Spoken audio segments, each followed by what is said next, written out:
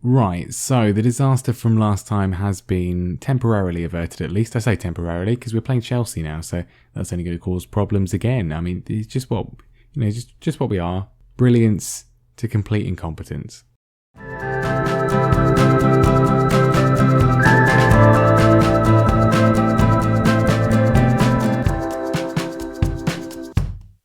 Hello everyone and welcome back to more Norwich City bouncing back, and it's January and things have stabilised slightly from where they were last time. It is our final transfer window. Have I made any moves? Have I signed any players? We've got 50 million to spend.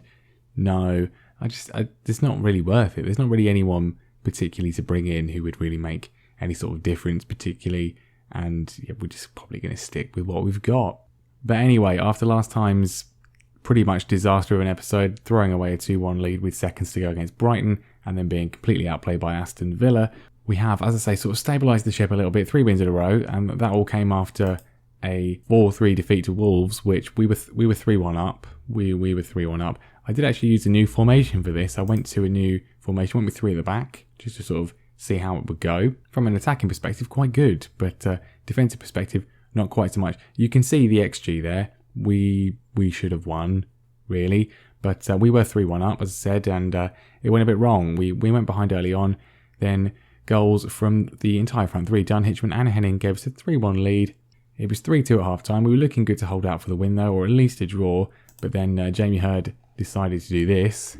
Now, you see that there's danger on, but then, he just sort of rushes out. Now, I mean, Tomori got the final touch. It bounced off Hurd, but the defenders were dealing with it, so it wasn't really necessary for him to come out. It caused a problem that wasn't really there.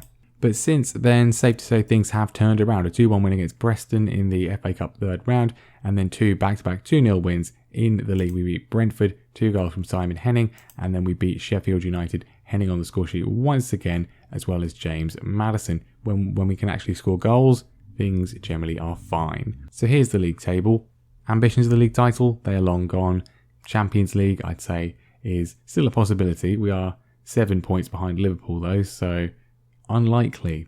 We'll certainly give it a go, though. But Chelsea today, they're in 6th, so just above us in the table. This is a crucial game, but they are a team we have a pretty appalling record against. Jamie Hurd is going to be in goal still. His recent form is absolutely diabolical, although actually he's got 2 clean sheets in the most recent league game, so that's sort of improved things a little bit, but that is as a result of him being transfer listed, as you can see. Now, we're not actually going to sell him.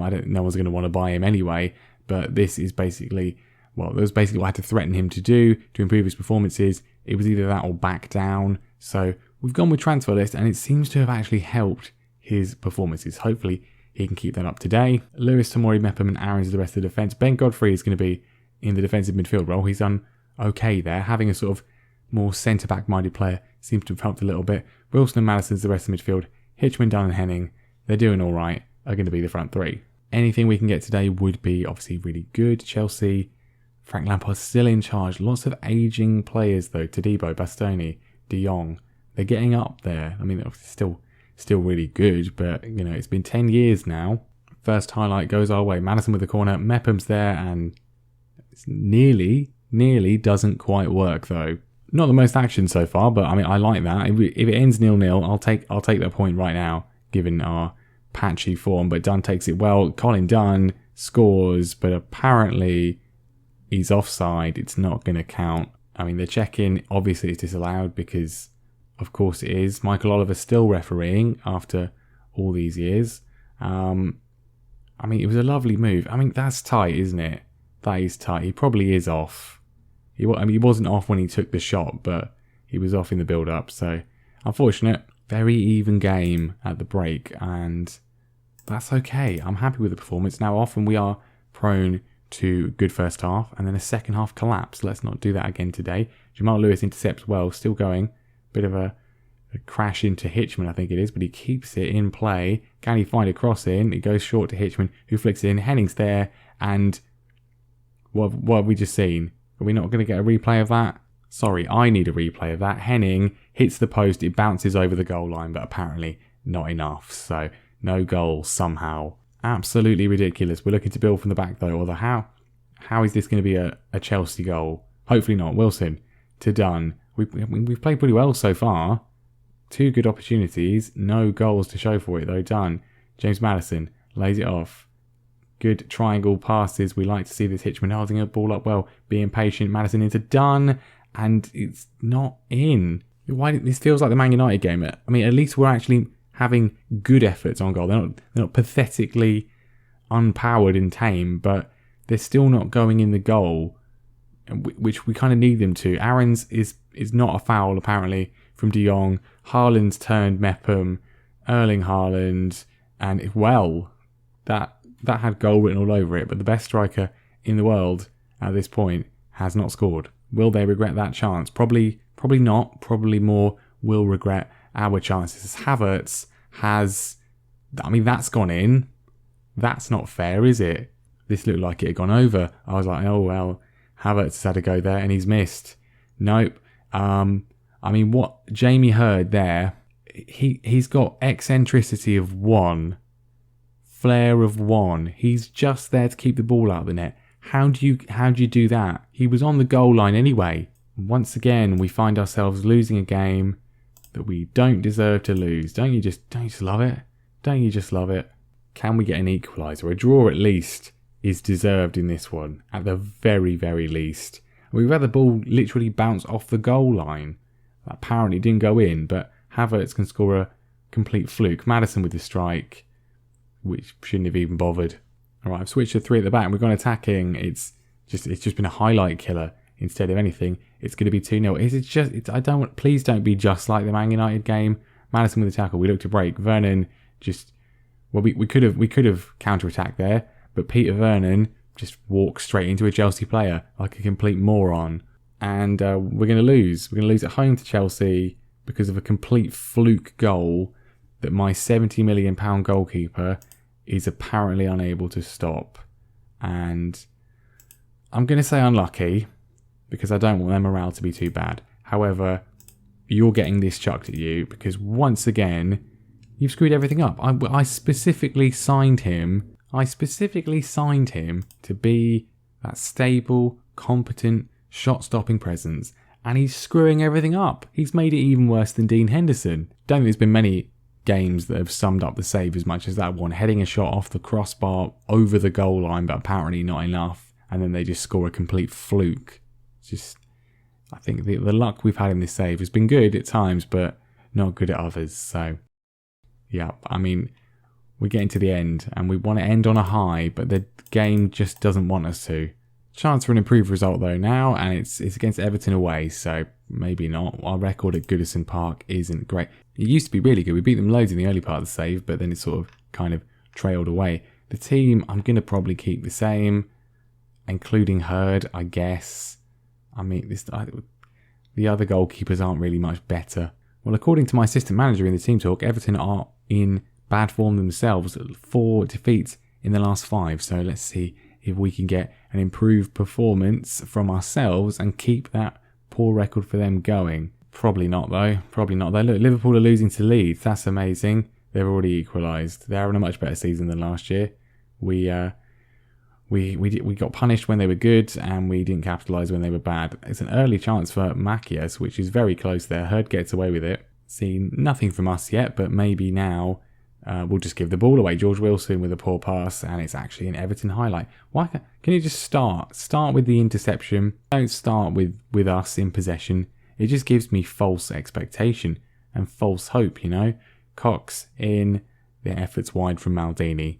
Not a great performance. James Maddison's already tired. I would bring on Ryan Davis, but he's injured at the moment, so no help there. We're going to have to make a change though. I mean, him, Hitchman and Wilson all tired. It's been a couple of days since the previous game. I didn't really rest them. Still 0-0. This is apparently one of the only exciting things that has happened all day. It is still a highlight for us. Shackleton gets the ball and it's a save from Lozano. It was a good opportunity, our only good opportunity. Corner in from Dunn though. Can't even beat the first man. Cook can't be bothered to get there. And now maybe Everton could even score themselves from this. They don't though. Into the final 5 minutes. Am I going to shut down and take a point away at Everton? Yes, I am. That's the positive manager I am. Well, I wanted to, but the players had other ideas. The players had other ideas like conceding an injury time for the 47th time in the save. I mean, it's just predictable, isn't it? Just predictable. Why would we do anything other than that? Why? Let's just check the defending here. All right, okay. We'll pause it there. 1, 2, 3, 4, 5, 6.